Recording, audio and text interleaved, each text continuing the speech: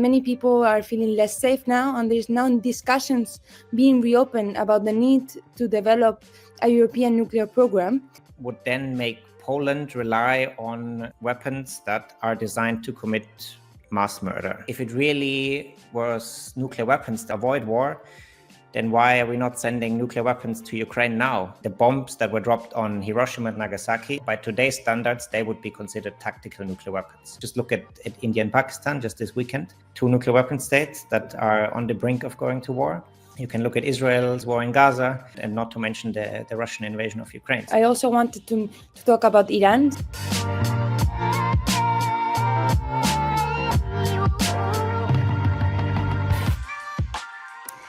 Hi everyone, and welcome to today's podcast of the FEPS Talks. I'm Beatriz Avellan, Policy Analyst of International Affairs here at FEPS, and today we are joined by Florian Eblenkamp from ICAN, the International Campaign to Abolish Nuclear Weapons. ICAN is a global organization that won the Nobel Prize in 2017 for its work promoting a treaty to ban nuclear weapons and draw attention to the catastrophic humanitarian consequences of any use of nuclear weapons. So, Florian, you are coming from New York, where the Convention on the Nuclear Ban was held in March. And I would like you to tell us what global changes have you noticed and whether there is a space for optimism in this area. Well, hi, Bea, and thanks so much for having me on the podcast. Really nice to participate. Yes, so I've just come back from New York, where the 3rd meeting of states parties to the Nuclear Ban Treaty has been held. This is the Treaty on the Prohibition of Nuclear Weapons, the TPNW. And it's a treaty that comprehensively prohibits all activity related to nuclear weapons. So their possession, their use, even the threat of use, the development, stationing them in other countries, modernizing them, all these provisions. And then there's another part of the treaty that deals with nuclear justice. So that's about helping communities that have been affected by the use of nuclear weapons, be it actually in Hiroshima or Nagasaki, but also the use of nuclear weapons in testing areas in the South Pacific, for example, or in Nevada or in Algeria, where the nuclear weapon states test nuclear weapons. And this treaty has been negotiated in 2017 and entered into force in 2021. And currently there's 98 states that have either signed or ratified the treaty, which is just one short of a global majority. So that's the first point of optimism right there, maybe, that there's a momentum behind this treaty. More states are joining this treaty. Just last week, actually, the ambassador of Kyrgyzstan announced that they made the decision to join as well. So we'll look forward to that. And of course, every member state also takes very concrete action to implement this treaty, right? Every conference is then a summary of those implementation steps, and that's quite inspiring to see, really, that there's such a diverse group of countries from really all parts of the world coming together, working on this issue. And maybe we took it for granted for too long, but in a multilateral system that's under a lot of pressure and that doesn't work so well for many issues, it's very nice to see that on the nuclear stuff, there's a group of countries that can really, really work together. Yes, so more specifically, looking at Europe, we see now this new climate of needing to rearm and invest in defense. Also, this has been triggered by the fact that Trump has announced that will withdraw the military troops from the continent. Also, the war in Ukraine, the fact that many people are feeling less safe now, and there's now discussions being reopened about the need to develop a European nuclear program.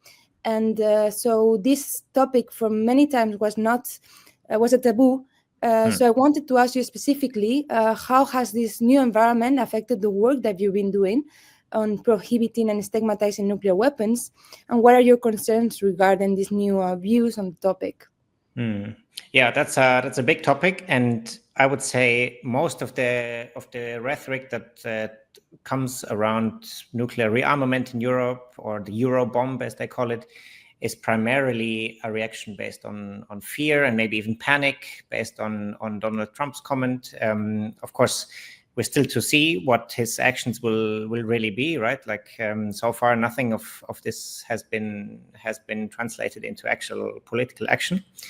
But there's a fear, and often, fear can lead to quite irrational decisions, and we really have to make sure that nuclear weapons are not being reintroduced as a legitimate security tool here, because it's a bit of a paradox that, or let me start differently. We can answer this from two sides. One is what would be the actual utility of European nuclear weapons, and one would be what are the costs associated with developing such a weapon. For the utility, I gotta say I've not spoken to even one soldier or one military decision maker who thinks that nuclear weapons put them in any better decision. There's no option that suddenly opens up for them when they know their country has nuclear weapons, right? On the battlefield, these weapons are practically irrelevant because you would only go to war when nuclear deterrence has already failed.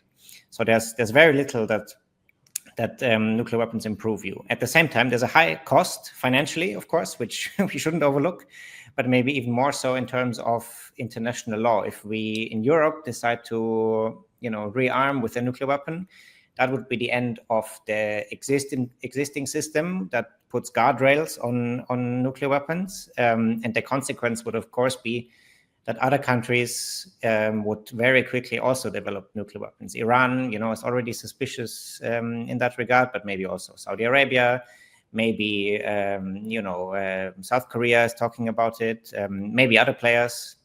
And the result would, of course, be a much less secure world. So we have to be careful with this discussion, not to entertain it too much, and to calm it down, and maybe also to realistically look at it as a panic reaction more than a fully instrumentalizable policy that is not yet.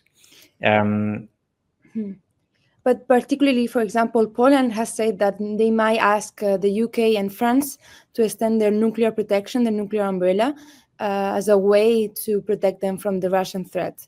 So I was wondering, what would you reply to that? Yeah, I think that's the panic reaction I talked about, right? Expanding the nuclear umbrella would then make Poland rely on weapons that are designed to commit mass murder. So that's not a good position for Poland to be in, because of course also it would increase the likelihood for Poland to be a target of nuclear weapon, for example, by Russia. Also, the chances for accidents, misjudgments, escalation, and so on increases, and then Poland does not become any safer. Of course, I can understand sort of the security argument that you would do anything it takes to stop Russia, but we have to be honest that nuclear weapons are maybe not the smartest way to go. It also kind of creates a dependency that nuclear deterrence always rests on the credible willingness and ability of a government to use a nuclear weapon, right, to mass murder civilians. And the question we need to ask then is Poland really more credible in using a nuclear weapon? Is Poland really more credible for nuclear genocide than the Russian leadership, where their president, Putin, has already, killed so many civilians in Ukraine? He's wanted for war crimes. So I don't think there's any way a European head of state or government can be more credible in its resolve to kill civilians than Vladimir Putin. So it's not a road you want to go down to make yourself dependent on out-deterring Russia on this. It's really, really a bad strategy. I also don't think nuclear deterrence has worked extremely well in Russia's favor either, right? There was a lot of talk when the invasion in Ukraine started about it. But the fact is now that weapons are supplied to Ukraine for self-defense, to a large part by the Western nuclear weapon states. So there's really no talk about deterrence anymore. And of course, Ukraine itself is also not deterred, right? Like, they're fighting back. They're even seizing some of Russia's territory. They're carrying out strikes in Moscow. Like, the Russian leadership is not even safe. So maybe this invasion has also revealed the myth around nuclear weapons, that they're not in some way a magical weapon or some sort of, invisible force, but rather just very clumsy big weapons that are very scary. I admit that, but they're not a good security strategy. So you argue that nuclear weapons are actually not an effective deterrent mechanism, but some argues that actually has prevented after World War, or the fact that European countries or the US have not stepped in directly in the war against Russia. So I was wondering what would you reply also to this type of argument, that the fact that the Europeans, they have provided weapons, but they have not sent troops to Russia of the fear of escalation. Yeah, I mean, that's the central myth of deterrence, right? That simply by having this weapon and by talking about it, you would make others believe that you will use it, and therefore they adopt their own behavior. But that, for example, that already says that it's a weapon that primarily works in the head of your opponent, and then you rely on your opponent to have the same sort of moral assessment than yourself. And I think it's a bit questionable with, for example, the case of Russia, if that's really the case. Of course, maybe some European states were a bit hesitant in the beginning to deliver weapons to Ukraine. With a bit of talk, that has been resolved, though. There's now all sorts of weapons in Ukraine from many different countries. And so maybe we can learn that, therefore, nuclear deterrence can be overcome, and it's no longer this absolute guarantee. And more broadly, maybe, there's that many people that defend nuclear deterrence often say, well, it has prevented World War III, and overall it's been a good deal. But maybe we have to say first that just because something hasn't happened, like World War III, that doesn't prove nuclear weapons prevented it, of all things, right? Correlation is not causation here. And consider, for example, that right after World War II, the United Nations were formed in its modern way. And resolution number 1 in the United Nations is about nuclear disarmament, or about the shared responsibility to deal with these weapons in the only logical way that you abolish them. And so maybe we have to admit that the UN has played a significant role in avoiding World War III, and maybe more than the sheer existence of nuclear weapons. I don't know, maybe back to Ukraine, we can make a very pointed question and say, if it really was nuclear weapons that helped, protect Russia or avoid war, then why are we not sending nuclear weapons to Ukraine now? Why there's no talk about, France delivering a few small nuclear weapons to Donbass, and then the whole thing would be over? I don't think anyone can credibly make such an argument, of course, because deep down they know that nuclear weapons do not, magically make conflicts go away or solve disputes. It's really a really high risk and a high gamble that doesn't make anyone feel safer, or, doesn't solve any conflicts at the moment. So it's a big task to challenge that narrative, but I think we have some good arguments on our side. So there have also been discussions about the use of the tactical nuclear weapons as some type of nuclear weapons that might be less damaging. But something that you and your organization have been advocating is actually that these tactical nuclear weapons are actually extremely destructive as well. So could you explain us as well about the different type of nuclear weapons and what these tactical nuclear weapons are? Yeah, so there's no such thing as a small nuclear weapon. Nuclear weapons are the most destructive weapon ever created. And the bombs that were dropped on Hiroshima and Nagasaki 80 years ago, by today's standards, they would be considered tactical nuclear weapons. The term tactical nuclear weapon simply comes from a legal point where agreements could have been made on a part of a nuclear arsenal, which were considered smaller, but it's really an arbitrary distinction between strategic and tactical nuclear weapons. If you remember, or if you have the images in your head from Hiroshima and Nagasaki, these completely destroyed cities where you don't think anything ever would live again, that was one tactical nuclear weapon. Right now we're talking about tactical nuclear weapons as if it was just, I don't know, some hot air balloon that you can pop over the sea, and then and then nothing really changes. But that's of course not true. And the second part of this is that all the nuclear doctrines in the world foresee a nuclear strike, nuclear escalation, also when a tactical nuclear weapon is used. So you can't credibly say that you just use a tactical nuclear weapons and then go back to the war as it was before. But the reality would be that you use a tactical nuclear weapons and the opposing side would strike back with a bigger nuclear weapon, and then your own doctrine would be to strike back with the next bigger one. So it's an escalation waiting to happen if somebody starts. And the term tactical nuclear weapons is really, it's minimizing nuclear weapons that are really still really big weapons. So yeah, I don't think it's helpful to use that framing at all. So going back now to the different position of European countries towards nuclear weapons and the nuclear treaty ban, as we were saying at the beginning, you were in New York as well. You've been participating in different meetings and preparatory committees. So maybe you could tell us a little bit more of the different position that you have noticed within European countries. Have you noticed any changes when it comes to the support of the ban? Which countries are not in this nuclear treaty ban? And what are your views on these new developments? Yeah, it's actually a divisive topic in Europe. There's big champions for the nuclear ban treaty in Europe: Austria, Ireland, and Malta. So those states that are militarily neutral, that are not in NATO. They were amongst the first that negotiated the treaty and then adopted the treaty, and now play a very central role in implementing it. Then there's countries like Germany, Belgium, Italy, and the Netherlands, where nuclear weapons are stored on their territories. So they don't, legally possess nuclear weapons, but they have nuclear weapons on the territory. They are not part of the nuclear ban treaty. Some of them have been carefully starting to engage, but also have dropped that position regrettably. So now they oppose it. And then, of course, there's France as a nuclear weapon state, where the situation is even more difficult, and a large part of the political establishment sees nuclear weapons as a form of national pride and prestige, and beyond any military or political use, it's a very almost a personal feeling for some of the leading politicians.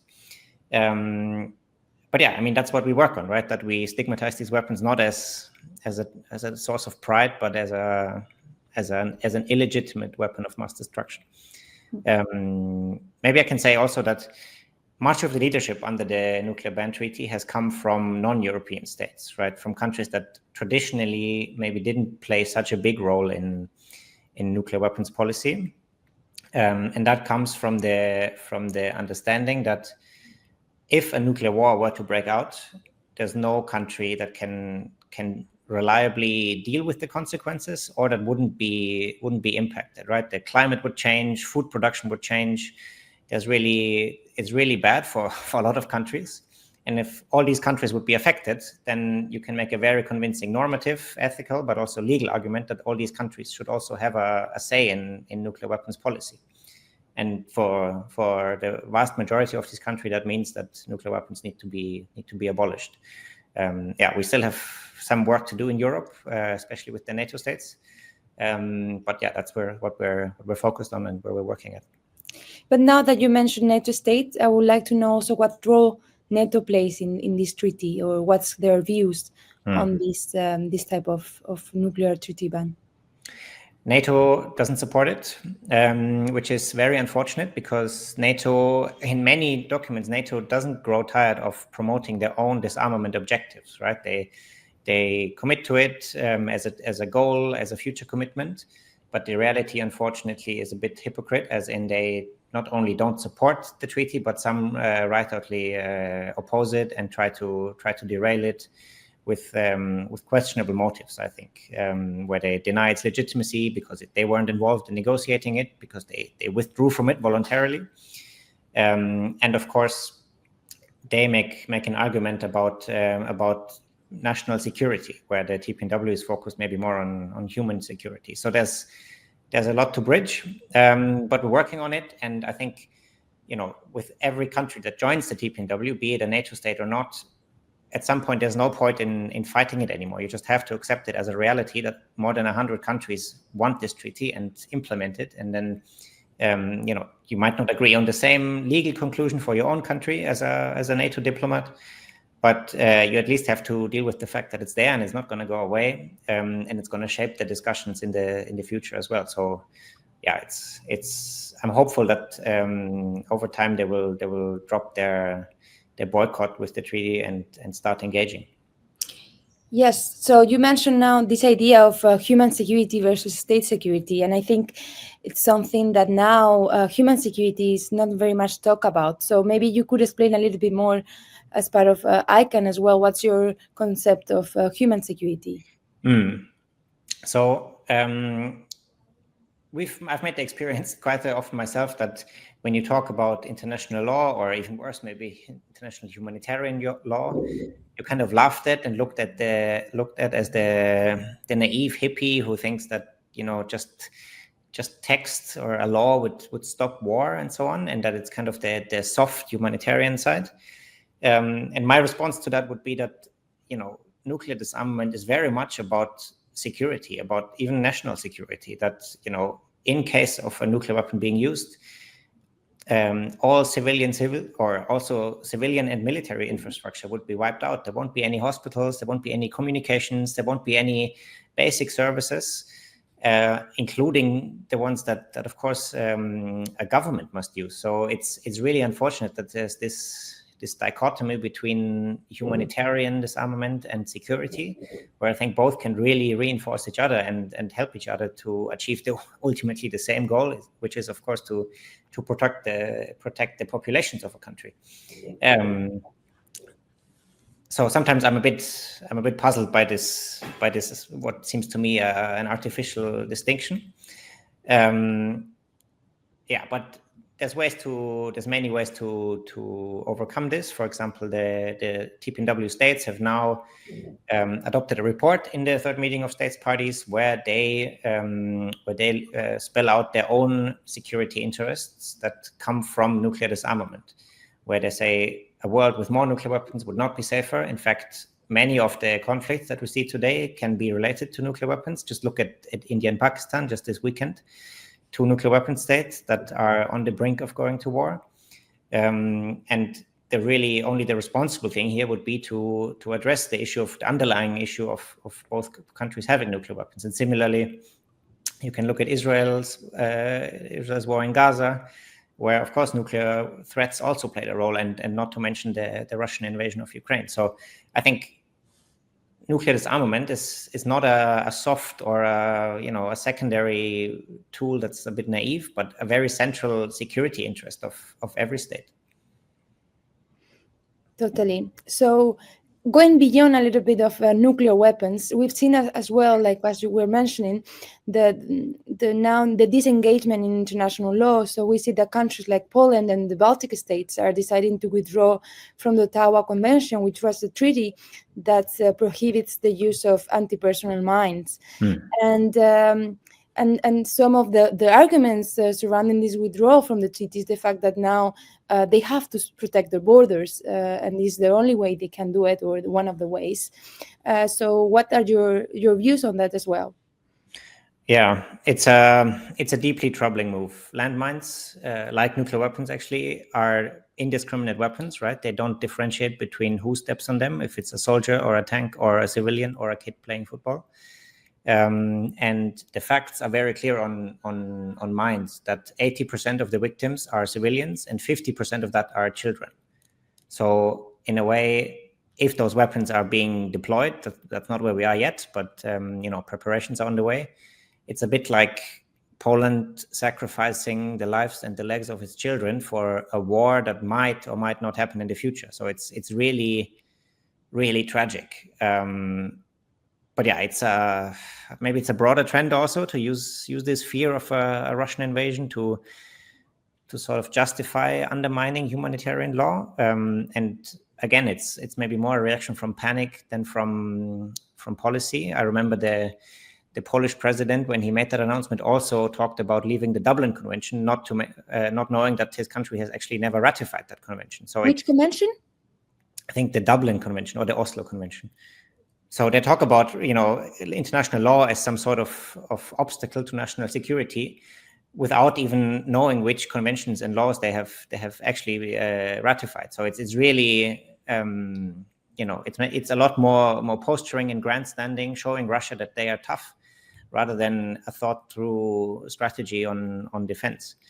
Landmines really I don't think landmines can credibly be attributed with security. It's really a lot more civilian suffering rather than military strength. And maybe one last point is that, of course, all the other states parties to the Ottawa Convention, which is all the EU member states, have the obligation to protect this convention. They have to speak out against weakening this treaty, and we're not seeing enough of this. So all the European states, particularly, are now tasked to, at the highest level, speak with their Polish counterparts to reverse this decision. That would be their responsibility in all this. So, I mean, you're an advocacy officer for nuclear disarmament. And so I wonder, we've been mentioning this panic mode kind of alarm that is in Europe as well. And what do you think we can do as also like the civil society or people to kind of turn on the tide of this militarization of the spirits and this idea that military and deterrence is the only way to secure our interests and protect our nations?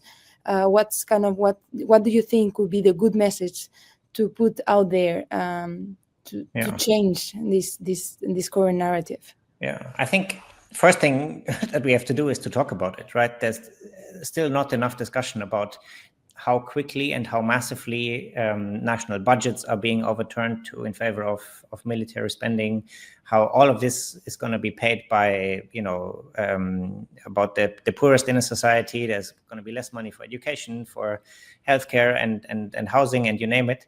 And so we have to talk about the actual costs about all of this, which I don't think we see enough. And then for nuclear weapons specifically, we should not get fooled by abstract talk about deterrence, right? Nuclear weapons are first and foremost weapons of mass destruction designed to wipe out entire cities. There's nothing magic or mythical about them that suddenly makes war go away or so. It's a distraction from the actual security challenge. It's not solving the security problems that some countries might have.